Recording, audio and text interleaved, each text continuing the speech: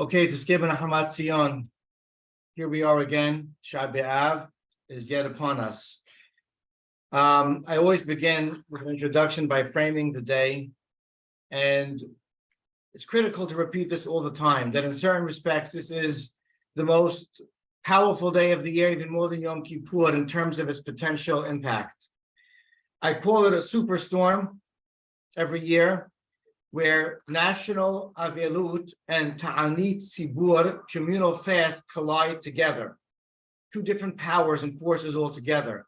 On one hand, it's a day where we reflect back to the horrors of Jewish history. It's a day that we remember.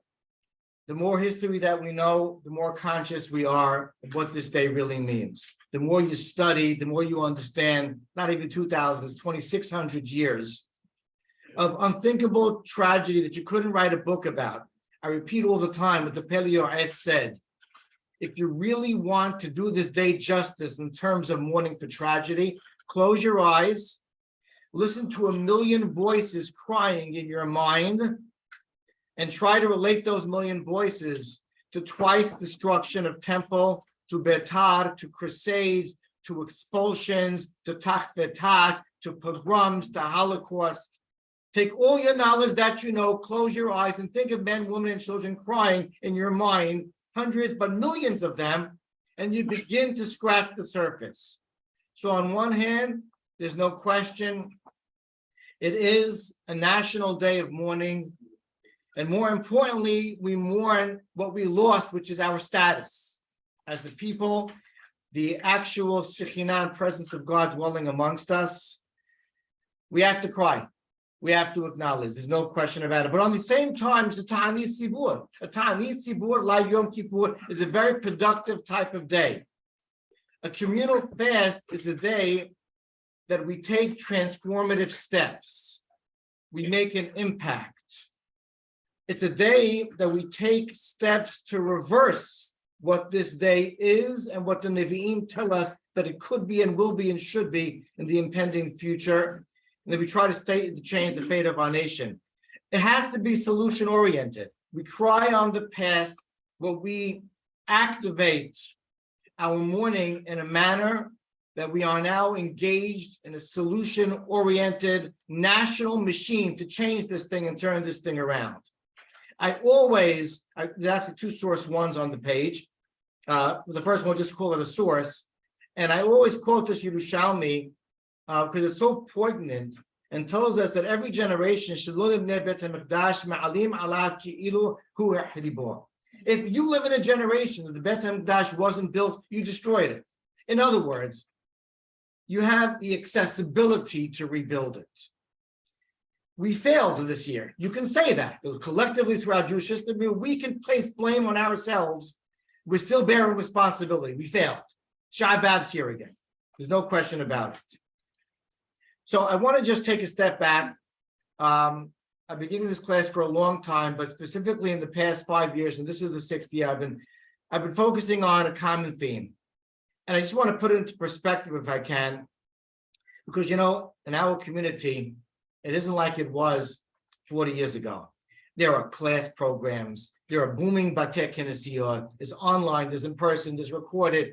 There is just a tidal wave of Torah going on, but it's kind of ironic in that you wouldn't think that the purpose of Beab is really education. It isn't like Shavuot. It's a special day to learn Torah. It's a limited day of learning Torah.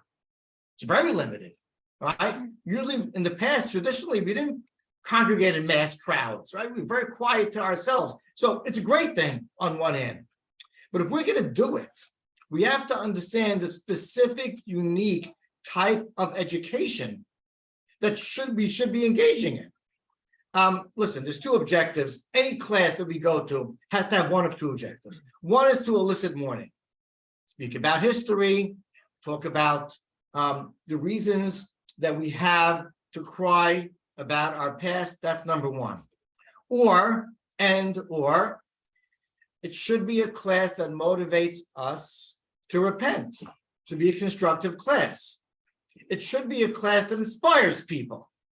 So the question is, if you're going to inspire, if you're going to motivate, how focused, how should your motivation, I'm not really telling other rabbis in class here, I'm speaking to myself, but I'm talking theoretically, right? We need to have a focused inspiration.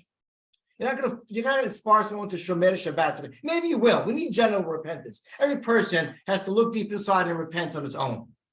But really talking to a nation right now, what should be the focus of our inspiration? And obviously, it has to be solution-oriented. In other words, we know what the main cause of disruption was. Hachamim tell us. We understand in context of our history what it is. It's sinat hinam. We know what it is.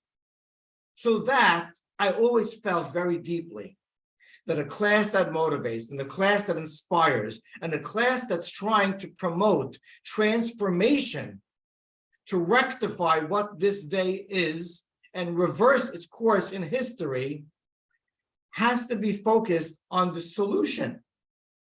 The perpetuation of our exile is because of sinat hinam, and therefore it's the biggest reform requirement that there is. And thus has been my thrust over the past 5 years.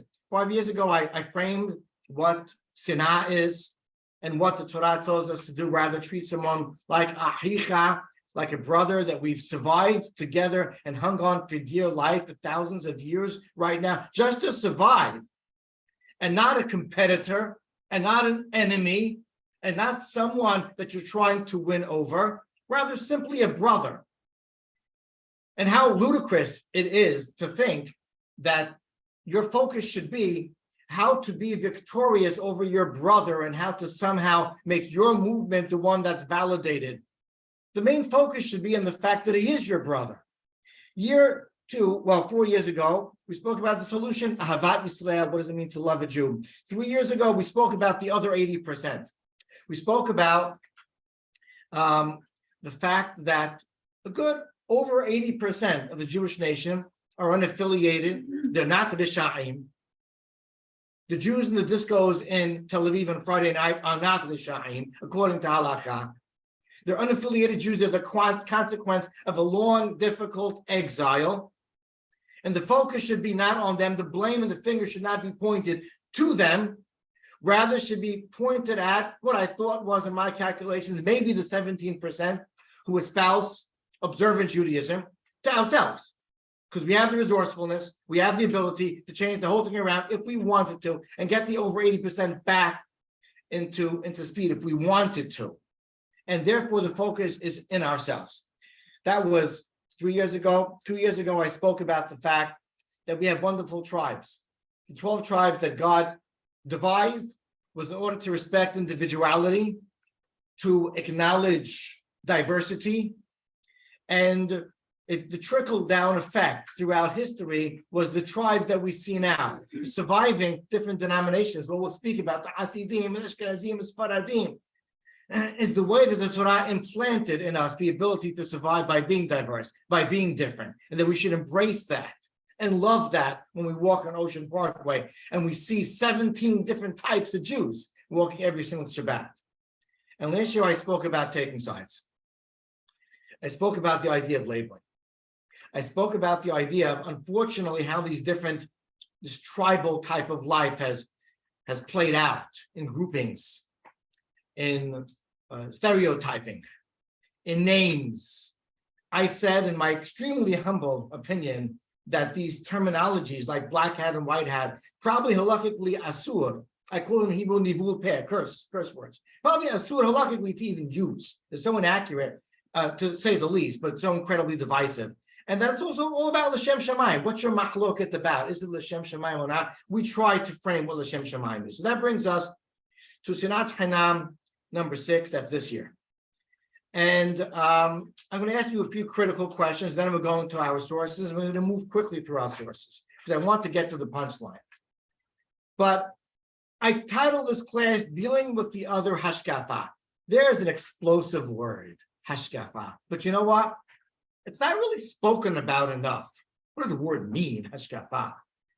There's a license to have one Hashkafa, two Hashkafot. Does it say anywhere in the Torah, have a hashkafa? This should be your hashkafa. We're so hyper-focused on it. What is it, right? So I'm going to ask you a few very practical questions. They're uncomfortable, but that's my job. Okay, well, question number one. You reject someone's philosophy. And by the way, I'm not going to avoid using the word hashkafa yet until we define it. So I'll use other loose words like philosophy, shita, they say in Hebrew. You reject someone else's movement. You don't believe in the way, talking about observant Jews right now, you don't believe in their approach. You just don't believe in it. Okay. You think they're absolutely wrong. It's a shul, it's a school, it's a person. You believe they're wrong. Should you still love them? We don't have to answer any questions right now. It's overtime. Should you still love them? Question one. Question two. Okay, so you believe they're wrong, right? They have institutions. Again, they have synagogues, they have yeshivot. What should you be your approach to their institution? After all, you believe they're espousing an incorrect approach to Torah. They're not a shayim, but you just think they're off. They should be focused this way. This is what Torah is all about. Okay? So what should your approach to be there to their institution? If they're wrong, their institution then stands in your mind on false ideals. No? So you should want them to fail. No? No? Should you want their institution to fail? Maybe ask yourself that question. Well, what do you think? What do people think? What do you feel? There's hundreds of institutions in our little community. You got to think about that. I'll ask now that we're in a synagogue. Everyone put their phones on mute, please. We're in a synagogue, so I have to ask this question. This is a couple of board members here. This institution that you don't really believe in their way, should you allow them to have a fundraising drive, raise funds? Or do you say, hey, I reject what you believe in, so I can allow you to try to promote success over here with a fundraising drive? And should I donate to that cause for that matter? Should you speak? There's a few different programs in our community right now. They're pretty heterogeneous, right? Should you homogeneous rather? Should you allow a certain person to speak in your institution, in your shul, or not? If you reject his philosophy, and being honest, you think he's wrong, but maybe you shouldn't speak for you or to your constituents. So those are my questions. Okay, well, it's going to be a little technical. The first part of this class is academic, but I think it's really necessary because this word hashkafa is used, and yet it's so enigmatic. People don't know what they're saying when they say hashkafa. Okay, so I want to first define the word. In Jewish matters, Wikipedia is not always the best source to use. It's not always the most accurate, and sometimes can be a little dangerous, but I think it's a decent definition. So I call Wikipedia, and we'll read it together. Hashkafa. They define it as, it's a Hebrew term for worldview on guiding philosophy. That's not bad. Used almost exclusively within Orthodox Judaism. Hashkafa is a perspective that Orthodox Jews adopt that defines many aspects of their lives. Hashkafa plays a crucial role in how these interact with the world around them, how influence individuals' beliefs about secularity, gender roles, modernity, guides many decisions, where you send your kids to school, synagogue, etc. So, hashkafa, it says it works in conjunction with halakha, and that is true. Interesting. I want to give a one-line, my homemade definition, one-line definition of hashkafa. Ready? You can take it or leave it. I think it's an ideological outlook on Jewish life issues. Just a few words. An ideological outlook on Jewish life issues. I try to simplify it for you. So I'll give you some more examples of where this plays out. Hashkafa. Is it better for one to study Torah all day, be supported for that, or work, or do both, or share, or some of his life somewhere in between, right? This is a big question in Jewish life, right? Now, it'd be hard to say where Shulchan Aruch somewhere psak halacha. Someone made psak halacha on, whether you should only work, but work exclusively, learn exclusively, etc. Right? That's where this plays out, right? Talking about in Israel plays out in duty in the army, right? Should you have a role in the army and then also study? Or no, not at all, because we need people studying it all the time to support the spirituality of the Jewish people. I'm not going into the sides of these, but this is where this ideological outlook on Jewish life issues play out. Secular education, how do you treat it? You stray away from it? Do you embrace it? Right? Is the Torah ideal in your eyes? Is it not? Integration into society, right? How much should you integrate? Should you not into society? All of these have to do with what we call hashkafa. So here is the big question. And I put it in red on your source sheet to catch your eye. Can hashkafa be a mandate? What does that mean? Meaning, is a particular hashkafic, that's a made-up English word, view on an issue by an authority considered a ruling? In other words, can the chief rabbi get up and say, on an issue that we deem as hashkafa, this is the right hashkafa? My membership, my constituents, you must follow it, and therefore impose on a person, on an organization, on a broader range of Jewish people, can impose an hashkafa. Is there such thing as a pesach? Halakha, we have something called a decision, decisive ruling, psak halakha. Is that in play with hashkafa? Can you rule that that's the proper way? Now, this goes on, and we'll see that there are both sides to this argument. But I'm going to take you through some sources that weigh in on this. There is not a yes, no to this question, but it's critical because this will speak to the idea of how you should treat possibly somebody else. And I don't mean treat as in how you should feel about them and love or hate, but really how you should approach someone else's movement or their mission, their philosophy, whether it's something that is just subjective on your own or really a ruling that you must follow. Your rabbi, who knows, your movement. Okay, so first of all, I want to see how some of the Rishonim weighed in on this. I brought two examples, and they're two stark contrasts. Rabbi Nisim, the great 1400 Spanish Rishon Hacham, and I'm not going to go through all these sources, I'm just going to quickly run through them. But he says that just like we're commanded, we're expected, we're obligated to follow the conclusion of Mishpatei Torah in Torah matters of Hachamim, underline, Ken nistavinu lecho ma shamru lanu asad kabbalah mehadeot midrashei poskim. Look at that. This is the Ran, mainstream Rishon. The Ran says we're also expected and obligated to follow Hachamim on everything they tell us, even with ideas, he says. Even you have a derash from a pasuk where an idea comes out. It seems very restrictive. This is the Ran talking. On the other hand, you have Rabbeinu Bachya ibn Pekudah in the Chobot, famous Chobot Levavot, who quotes the pasuk. We're in source 3 right now. Pasuk says in Parashat Mishpatim, this is the pasuk that tells you that you have to bring matters of halakha or matters of question to the Sanhedrin. Ben dam ledam, bedin ledin. This is the pasuk that mandates us to listen to the Hachamim of the times.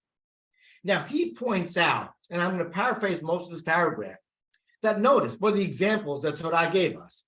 Dam le dam, it's talking about matters of isur veheter, monetary matters. It didn't give us examples of theological issues. It didn't give us the examples of emunah and Hashem, ahava and yirah, different intellectual ideas. That's not the examples the Torah gave when it said you must be subservient to rabbinical law. Rather, says the Chobot Levavot, amazingly, if you look at the bottom of the paragraph, the underlined line, Aval Amar, Shetashub el da'atcha v'tishamesh b'sichlecha b'ma shedomeh lazeh. You're allowed to use your head, he says. It's almost the opposite of the Ran, right? He says you're allowed to use your head in all intellectual matters that have to do with Torah, put the pieces together, all the halachot and ideas that you know, and come up with something. Stark contrast, right? They differ a lot. Now, I want to go through some of the critical sources, examples of hashkafa definitions as we're turning the page from Hazal, from Hachamim. And you'll see that just the two examples I'll bring are used as a proof sometimes for one side, but then there's a way to deflect it by the other side. By sides, I mean, is hashkafa halacha or not? Can you rule on it or not? So here's a famous Gemara. It's fascinating. Masechet Eruvin, it's a beraita. It says, Shetesh shanim umechazam, source 4. Shetesh shanim umechazam, nechalaku bet Shammai bet Hillel. In the 2 years, the camps of Bet Shammai and Bet Hillel argued. Halalu omrim Noach lo la'adam shelo nevra yoter mishenevra, v'halalu omrim Noach lo la'adam shenevra yoter shelo nevra. It's a philosophical question, and we don't know who said what, but we know that one side said, you know what? Philosophically, it would have been better for a person, more beneficial never to live than to live if you play the odds, right? And others says, no, much more beneficial for man to live. Look at that underline. After 2 years, 2.5 years, nimnu v'gamru. Do you know what that means, nimnu v'gamru? That means they took a number and they came to a conclusion. As we say, we go according to the Rav. That means they employed a halachic tool. And they said, Noach lo la'adam shelo nevra, yoter mishenevra. Get that? It's the conclusion. Better for the person never to have been created. Akshav shenevra. What can we do? Now that we're created, do your best. Better yourself as a person. So we're going to leave the musad part of this out. We're going to focus on the fact this is a very philosophical idea. Yet the Gemara says, look, Gemara says they counted up who was the majority opinion and they ruled. Ruled on what? So there are those that say, aha, you see, the hashkafic issues, such thing as a ruling, right? Now, the Maharsha, who studies and comments on Agadah in the Gemara, explain, no. What are you talking about? Nimnu v'gamru here is not what you think it means. It means they counted the mizvot lo ta'aseh versus the mizvot aseh nimnu. And they say, 1 second, 365, 248, you're dead in the water if you come into this world.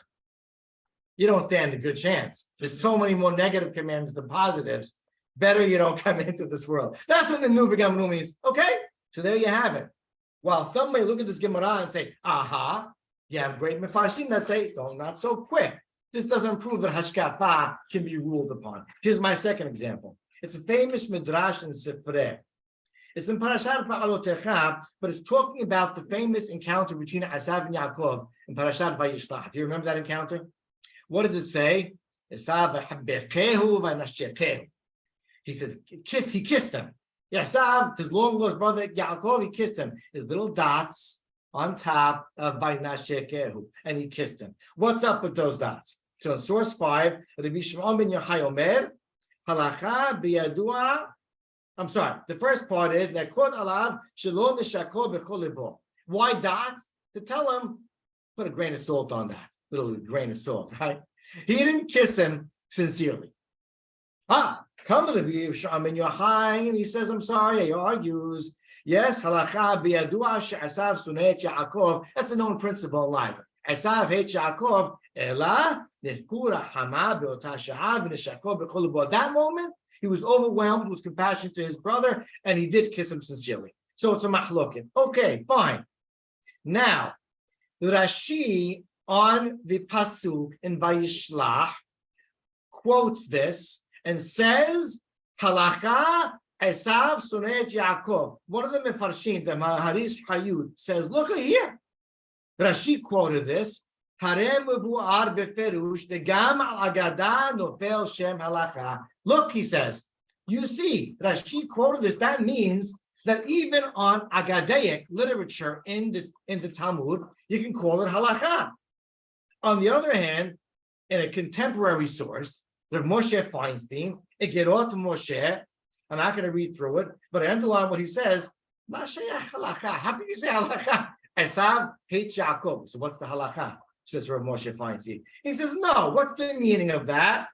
Just like halachot from Tar Sinai don't change, so too the reality of Esav hating Yaakov, or whoever the descendants are, will never change. That's what it means, says Rav Moshe Feinstein. So it was an aha moment for those who want to say that hashkafa issues can be ruled upon, and yet some say no. What's the Rambam's position on this? I brought three seemingly clear sources from the Rambam. Two of them are from his commentary on Mishnah. Source 6. He says, I'll read you just the first one because they all are pretty much repetitive. He says, I've told you many times already, says the Rambam. If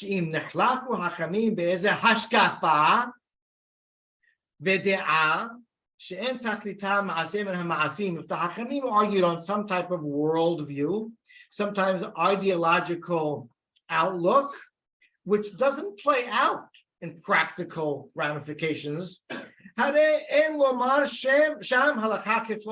you can't say halakha is like this side. The Rambam says explicitly, when two sides speak about some type of theoretical conceptual issue, you can't say halakha is like one side. He says it in source 8, he says it in 7, and says it in source 8. However, there are those who point to something else on the Rambam. In source 9, there's the idea in Masechet Berachot, is a machloket, amoraim. Who stands on a greater plane? Tzadikim Gemurim, people who are righteous their whole lives, Uba'aleh Tushubah, people that weren't righteous and they repented. It's a machloket. Who's greater? Who stands on a higher plane? The Rambam and Halachot Teshuvah there on the bottom of the page says, Amru Hakamim, Mekom Sheba'aleh Teshuvah, Omdin, En Tzadikim Gemurim Yechulim La'amot. Indeed, he rules like the side that says that the greatest level person is the person who repented even higher than the original righteous Sadiq. Now, say some sources, this isn't the laws of Teshuvah. The Rambam's ruling like, what are you ruling like one side for? If your position is, when there's conceptual matters, there's no such thing as ruling on both sides. And there's all types of discussion in the Rambam. Is there really a distinction in different types of hashkafot? And some dismiss it. No, he's just trying to encourage the Baal Teshuvah. I'm bringing you all this to show you that this issue is not so clear. Now, if you turn the page, something has to be addressed. And that is what we know in Hebrew as Ikareh Emunah. Everyone here, sitting here, should know by heart the 13 Ikareh Emunah, the fundamentals of Jewish faith by the Rambam, or you can pick a different great scholar, but you need to know the fundamentals of faith by heart. In any case, the Rambam in his famous introduction to Perek HaChelek and Sanhedrin, this is really, really gets into some issues. He speaks about, in his conclusion really, that if anybody does adopt the different fundamentals of faith, then he's a member of Am Yisrael, a full-fledged member. You have to love him, you have to treat him according to halakha like a fellow Jew, and even if he goes off the path, and he could even be, maybe he can digress to being a rasha, help him make teshuvah. He's a avaryan, he's a posheya, but he's still a member of our nation. Look at the second, the bottom line that I underlined in that source. But if a person is hesitant to accept one of these fundamentals of faith, he no longer is part of our team. He's a denier, he's a heretic, and he's out. And he says the next line, we don't get rid of him. Wow. Now, 1 second here. That's a pretty strong ruling, right? Is this a hashkafa then? But we call these hashkafic issues. How do you look at this, really? There are those that say from this Rambam, you see, hashkafa is a ruling. There are those that say, no, there's different type of hashkafot. There's a subjective and sort of general ideas, and then there's the ironclad fundamentals of faith. And there are those that say, like me, don't call this hashkafa. This is a mental obligation. We have mental mizvot. And so these are exceptional.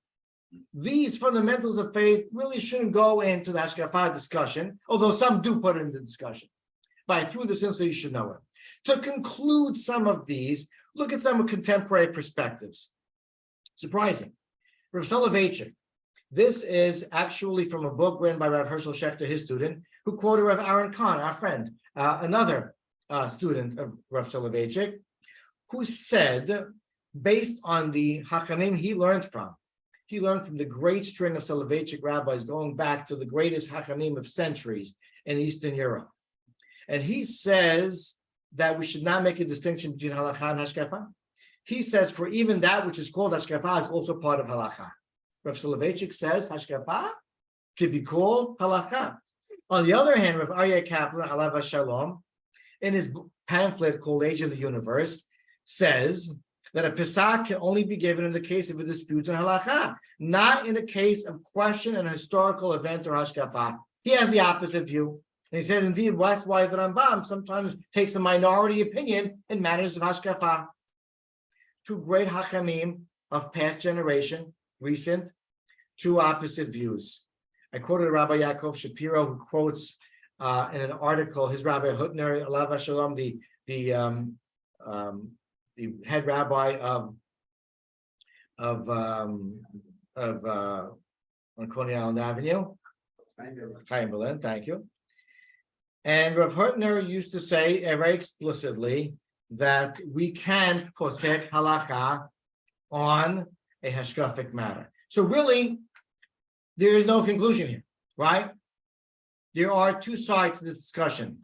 So what conclusion do I want to bring you to in that case? I want to say as follows. Let's say you espouse the view that you can rule halakha and hashkafa matters. And that would mean that someone can tell you, you have to accept this. You're only allowed to work. You're not allowed to learn all day. Wow. Let's say somebody ruled. Let's say someone ruled. The problem is, what's the default? The default here is the Sanhedrin, is the authoritative body of Hachamim, is majority rules. We don't have such centrality anymore. So even if that is the case, the default is going to be your own rabbi. It's going to be whoever you follow personally. And that really means that there's, in our modern day Jewish society, there's no such thing as imposing a specific hashkafa on any specific person, unless that person happens to be your student that learns with you all the time. And then maybe. Depends which opinion you want to adopt. So hashkafa is out there and it's all over the place, as we'll discuss now. But very hard to say that somebody must believe in a specific hashkafa. And there are certain must believes, and we'll get into it now. So here's the crux of the class, and now let's dive in. We're toward the bottom of page 3 where it says conflicting hashkafot. And here's my introduction. First of all, you have to know, we have to say words that are used, so you should know what they mean. There are different Orthodox denominations. In Israel, they speak a little bit of a different language than they speak over here in the diaspora. There are other places outside of Israel. So in Israel, you hear a term called Haredi. It can be used in a beloved manner or in a very derogatory manner, right? Haredi, right? What Haredi really is, technically, is called Litvach. Those from the Lithuanian yeshiva school of living and thinking and approach to Torah. There's something that I guess became known, and I call Sfaradi Haredi, where you have Sephardic communities that in some ways and approaches are like Ashkenaz Haredim, but on the other hand, their approach to halakha and tradition is loyal Sfaradim. You have out there Hasidim and Litvach, two very different things. You have, as I said in the class 2 years ago, 35 mainstream sects of Hasidut and close to 60 altogether. Okay, so a Hasid is not a Hasid, right? And of course, you have religious, not secular, religious Zionism, a powerful force right now in Eretz Israel. These are some names. These are real groupings. People actually identify themselves with these names. So you can't deny them. They're important to know. We're not going to go into how to frame each one. Outside of Israel, a little different. Sometimes they use Haredim. Sometimes they use the word yeshiva world, right? I'm not going to use the curse black hat. Okay, I'm not using it. I used it by accident. I'm sorry. You have another sect. They call it modern Orthodoxy, centrist Orthodoxy, very misunderstood and also evolving over the decades, I must say. You have Hasidim as well over here. So you have different denominations within Orthodoxy. There's no question about it. I want to digress for one moment. There's an erroneous notion. The erroneous notion that people try to say in order to somehow advocate for their hashkafa is they look back and they say, oh, what about the Rishonim?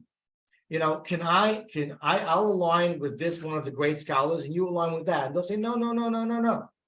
Really, they're all part of the same philosophy. They're all part of the same shita. They have different points, they have different disputes, but they're all, and this is the word that's used, they're holding the same.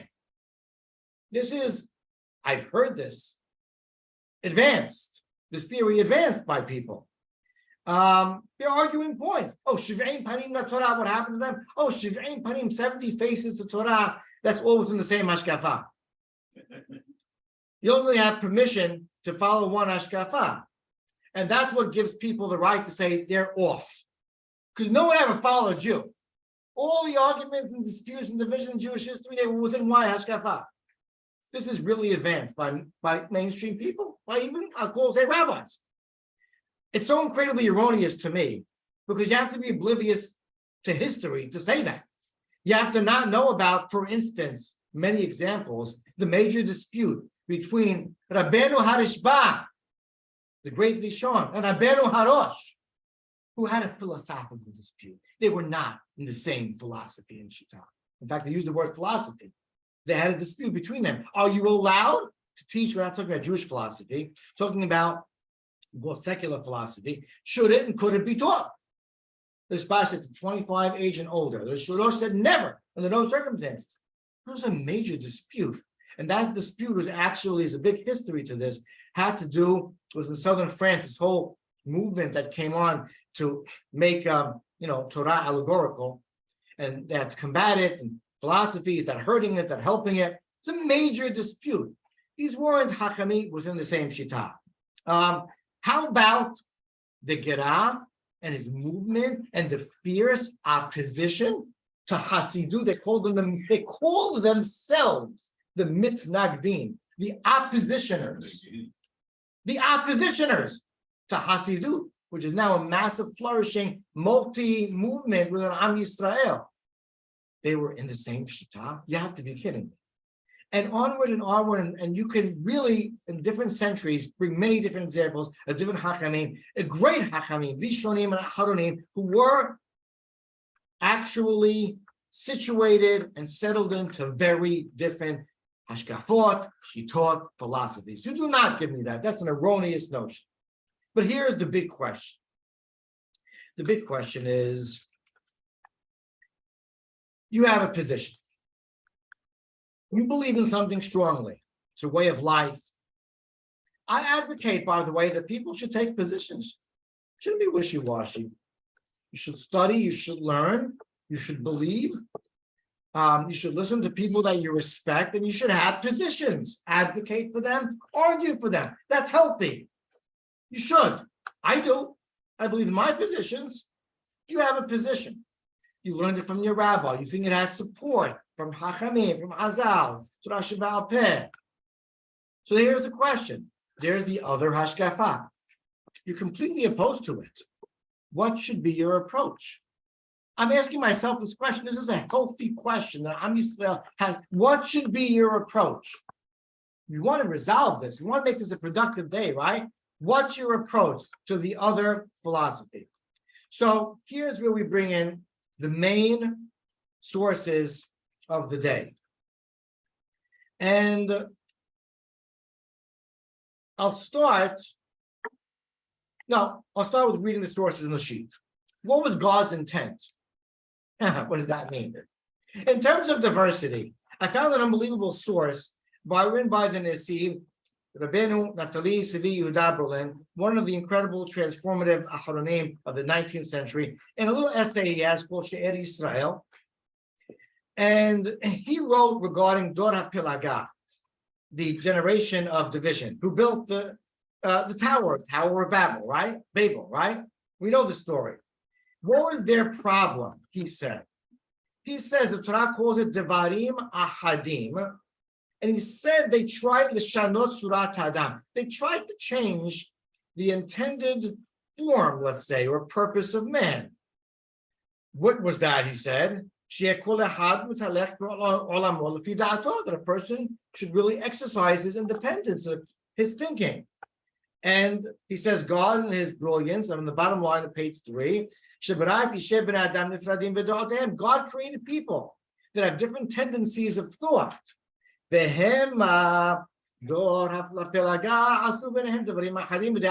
tried to create a homogeneous, single-minded approach to everything. They tried to make it uniform, and God says, no, can't do. I'm going to have to spread you in different languages, get it back to the way that I wanted it. Look at that. The way the Nasib understands the sin of Dora Pelaga, they were trying to make people's thoughts, their approaches uniform. Now, this is before Judaism, of course. But I will refer you really to my class of 2 years ago and to other incredible sources in the Torah, in which all of them is obvious, and they demonstrate that HaKadosh Baruch Hu embraces, respects, and champions individuality and the individual nature of every person and their skill set and their ability and their resourcefulness and their creative thinking. We brought sources. I brought you just a collection of Pesukim in Surah 12. Nasiyah Had Layom. We learned this from the fact that God made the 12 presidents of every tribe in the first 12 days of Nisan bring their korbanot on separate days, despite the fact that every korban was identical, to highlight the fact that individual tribes, each one of them, have their own specific identity and uniqueness.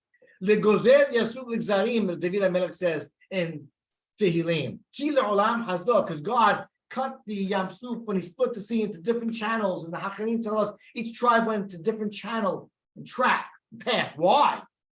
Why? Because God wanted to preserve their individuality and their uniqueness and their ability to exercise independent thought. He embraces it. Says Bil'am Arasha Vayad Israel Shochen Lishpatav Parashat Bil'am. He saw them dwelling in their tribes, and the Or HaHayim explained. He saw that on one hand they dwelled together, but they were individual tribes, because each tribe has something different to bring to the table. So we know that God's intent is for people to be people, for Jews to be Jews, within the correct framework of halakha, of Jewish faith, to be able to express some independent thought, as long as it's tamed and disciplined and doesn't cross the lines. So I'm going to, before we really end this class, but with the four most important sources, I'm going to preempt those sources with a challenge, because I asked you in the beginning of this class, do you want, should we want, when you disagree with an institution, with a shita, with a hashkafa, well, you think they're wrong. Well, then should you want them to fail? So I'm going to put this out there. Let's say unequivocally, this will sound rough, but we have to say it. We want Reform Judaism to fail. We want Reform Judaism to fail. Let's agree on that, right? In fact, I'll go further. We want any individual who brazenly is antagonistic to Torah and to Torah observant Jews to fail. Not to die, to fail. We want him to fail. No question, right? I'll go out on a limb even further, and this is risky, and I'll even say that if there's an organization out there that identifies as Orthodox, but they're clearly not committed to traditional halakha and principles of faith, that we want them to fail. You can say that, because that's not the type of organization that's helping Am Yisrael. But if this other hashkafa, this other group that we disagree with vehemently, and we're allowed to, it's fine, they espouse a commitment to Torah and Mitzvot, to normative halakha and Jewish faith, why would you want them to fail? Because you disagree with their views? And you don't believe that Hashem embraces diversity? And you believe that a hashkafa is a ruling. So therefore what? Your rabbi is going to impose his ruling of hashkafa on their group. We already said it doesn't work that way. So what's the purpose in your desire for them failing? And please don't tell me that you believe that the only way that Am Yisrael can move forward and we can bring on the full redemption is if your movement becomes unanimously accepted because it's the right movement. Please don't tell me that. Because in the context of Jewish history, as we all know it, and the reality of the diversity among different Jewish groups right now in the world, and the current general diversity in Am Yisrael and the status of our nation, you have to be kidding me. That would be tantamount to someone saying that it's against the law, Mashiach's not coming. Because I'll tell you something. No one's dropping their arms and espousing to your movement. No one's going to walk out the door of whatever they believe in right now and congregate and check in membership to your specific hashkafa, whatever that is. It's not happening. So you want them to fail because of that? It's not happening. You believe that that's going to be the way. When your movement is rectified, believe in your movement, advocate for it. But that's when everything is right, when everyone's silent, and you're validated. Mashiach ain't coming, baby. If that's what you really believe, you're not an advocate for full redemption. And besides, practically speaking, do you really believe that any specific hashkafa can accommodate and satisfy all of the Jewish nation? Is that possible, really? Can we all become Hasidic? I love them. It's not going to happen, right? It's not going to happen. So why do you want this other group to fail? Really? Really? Are they not a member of Am Yisrael who believes in Torah and Mitzvot and just a little different than you? Let's dive into our sources, please, to end this class, but to end it with a bang, because I found sources that I think scream out on the top of their lungs about the attitude of Hachamim towards strife due to conflicted hashkafot. The first one is one I teach it every year in my class in high school in Bereshit. The Emek Tavad, again, authored by the great Nasi, in his introduction to Sefer Bereshit, so apropos for today, he quotes what we just read in Ha'azinu. Hasur Tamim Pa'olo. God is pure and just. Don't blame God. Sadiq v'yashar. Bereshit's called Sefer Yashar. He sought out to discover why the Gemara calls the book of Bereshit Sefer Yashar, the book of the fourth right. But God calls himself in Parashat Ha'azinu Sadiq v'yashar. And he said as follows. He said regarding, I'm writing the top line, source 13, towards the end of the line. The Shevach Yashar hu ne'emar lahasdik din HaKadosh Baruch Hu. You know why God called himself Yashar? He was justifying his decision b'chorban bayit sheni to destroy the Bet HaMikdash. Shaya dor ikesh uftalto. Words from Ha'azinu, a crooked generation. And God said, do you know why I have the right to destroy the temple? Because I'm Yashar. They're crooked. And what do you mean they were crooked? Please listen to this. Uperashnu shahayu. How crooked were they? Sadiqim, Hasidim, Amalei Torah. They were steiging. They toiled in Torah. They were Sadiqim and Hasidim. Ach lo hayu yesharim b'halichot olamim. The way they carried themselves was in Yashar. What does that mean? As follows. מפני שנאת חינם שבליבם זה את זה חשדו, את מי שראו שנוהג שלא כדעתם יראת אדוני, שהוא צדיקים ואפיקורוס. Because simply they said, if you're not like me, if you don't share my hashkafa, my worldview, my ideological outlook and position, then you're not holding. You're off the dead. Maybe Apikoros, he said they were saying at that time, because that was severe.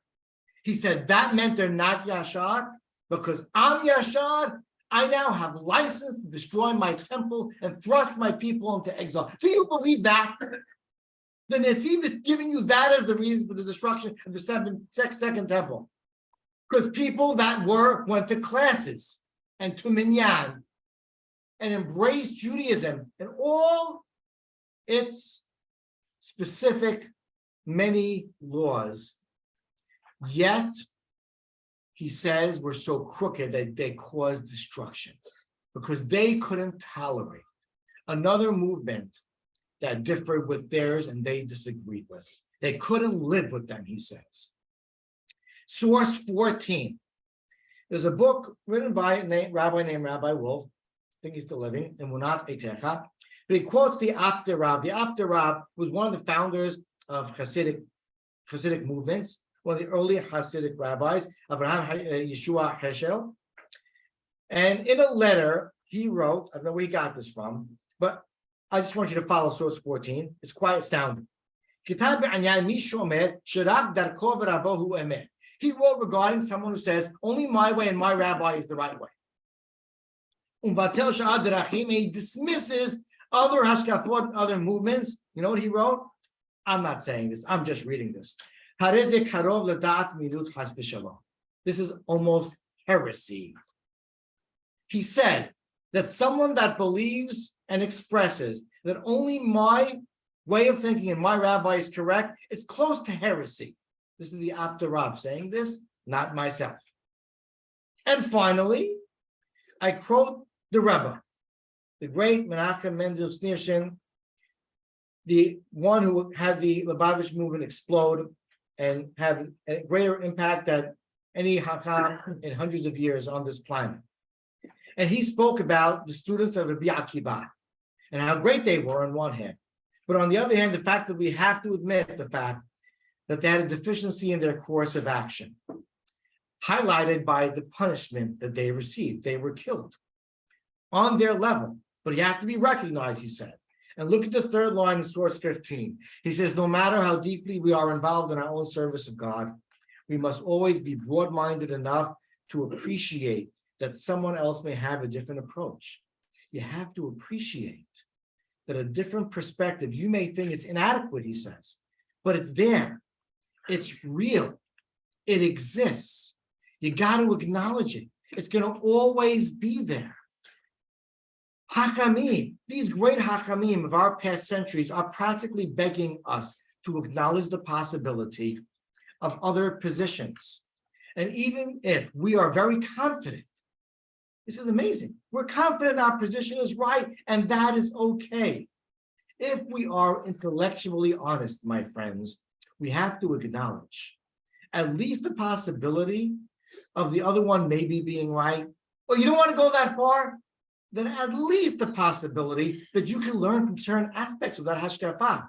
Put down your guard for a moment, really. If you do, if you're intellectually honest, you'll have another hashkafa that you vehemently disagree with, but you can learn from them. You really could learn from them.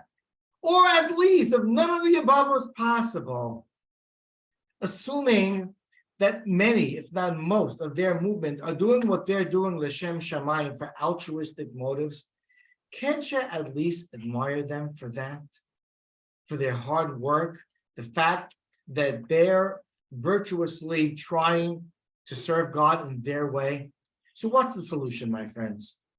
The solution is in source 16. It's a famous Mishnah, Masechet Eduyot. We just learned it in our Mishnah program. And that is, Bet Shammai and Bet Hillel had so many arguments. In some of their arguments, it would be the case that according to Bet Hillel, certain people in the Jewish nation would be considered mamzerim. According to Bet Shammai, certain other people, because of the way they ruled, were also problematic people. In the Mishnah source, in our last source, 16, in the second paragraph, says, "Afal pi she'elu poslim elu machshirin lo nimne'u Bet Shammai milisan nashim Bet Hillel." They did not hesitate to marry into each other's mini communities, and even when certain of the other food might be tameh, according to the other community, to eat and sit down and have dinner with them. And you know why? Says the Gemara, because they loved each other. That's the reason. Their philosophies were so diverse that according to one, this person is a mamzer that you're married to. But they coexisted because they loved each other. As it says in Zechariah, ha'emet v'hashalom ehavu. The solution is, A, you can coexist with those that you differ. And here's my last word and my homemade conclusion. And that is, and I pointed this out last year, if your eyes are open, you'll realize that we are on the same side. We're not on different sides. We're on the same side. Take your position, be proud of it, disagree with the other person's position, but understand that there will always be other hashkafot. They're not going anywhere. They'll be disagreeable to you. Challenge them, but don't dismiss him and his institution. Don't dismiss them.